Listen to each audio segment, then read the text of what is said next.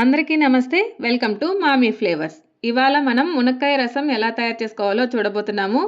ఆరోగ్యంతో పాటు అద్భుతమైన రుచి కావాలంటే తప్పకుండా ట్రై చేయాల్సిందే. అయితే ఎలా చేయాలో చూసేద్దామా? ముందుగా దీనికి స్టవ్ మీద ఒక ప్రెషర్ కుక్కర్ పెట్టుకొని ఇందులో ఒక మునక్కాయని చిన్న ముక్కలుగా కట్ చేసుకుని వేసుకోవాలి. అలాగే శుభ్రం చేసుకున్న పావు కప్పు కందిపప్పు, కట్ చేసుకున్న 2 మీడియం సైజ్ టొమాటోలు, ఉసిరికాయ సైజ్ అంత నిమ్మకాయ, 3 కప్పుల మంచినీళ్ళు వేసుకొని అలాగే పావు టీ స్పూన్ పసుపు, చిటికెడు ఇంగువ వేసుకొని ప్రెషర్ కుక్కర్ మూత క్లోజ్ చేసి హై ఫ్లేమ్లో 4 విజిల్స్ వచ్చేంత వరకు ఉడికించుకోవాలి. 4 విజిల్స్ వచ్చిన తర్వాత స్టవ్ కట్టేసి ప్రెషర్ అంతా పోయే వరకు వెయిట్ చేయాలి. ఈలోపు ఒక మిక్సీ జార్ తీసుకొని ఇందులో 2 టీ స్పూన్ల జీలకర్ర, 1 టీ స్పూన్ మిరియాలు, 2 ఎండుమిరపకాయలు, 10 వెల్లుల్లి రెబ్బలు వేసుకొని దీనిని కచ్చాపచ్చాగా గ్రైండ్ చేసి పక్కన పెట్టుకోవాలి. ఇప్పుడు ప్రెషర్ అంతా పోయిన తర్వాత మూత తీసేసుకొని పప్పు గుత్తితో కానీ లేదా మ్యాషర్తో కానీ దీనిని బాగా మెదిపేసుకోవాలి. ఇలా మెదిపేసుకున్న తర్వాత దీనిని స్ట్రైనర్లో పోసేసుకుని వడకట్టేసుకోవాలి.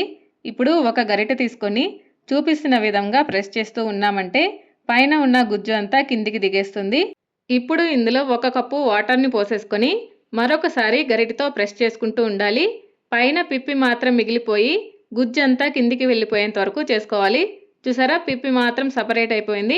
ఇలా చేసేసుకున్న తర్వాత దీనిని స్టవ్ మీద పెట్టేసుకుని ఇందులో రుచికి సరిపడా ఉప్పు వేసుకొని స్టవ్ ఆన్ చేసుకొని హై ఫ్లేమ్లో ఒక బాయిల్ వచ్చేంత వరకు మరిగించుకోవాలి.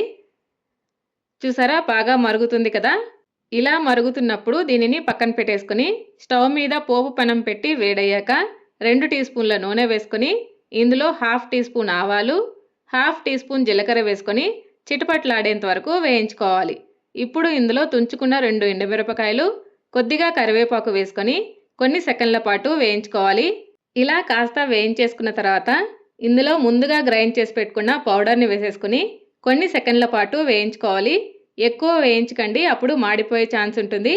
ఇప్పుడు దీనిని రసంలో వేసేసుకొని అలాగే సన్నగా తరిగిన కొత్తిమీర వేసేసుకొని ఒకసారి కలిపేసుకుంటే చాలా రుచికరమైన మునక్కాయ రసం రెడీ అయిపోయినట్టే. దీనిని వేడి వేడి అన్నంతో సర్వ్ చేసుకుంటే చాలా రుచిగా ఉంటుంది. ఈ రెసిపీ కనుక మీకు నచ్చినట్లయితే please like, share and subscribe to my channel. Thank you.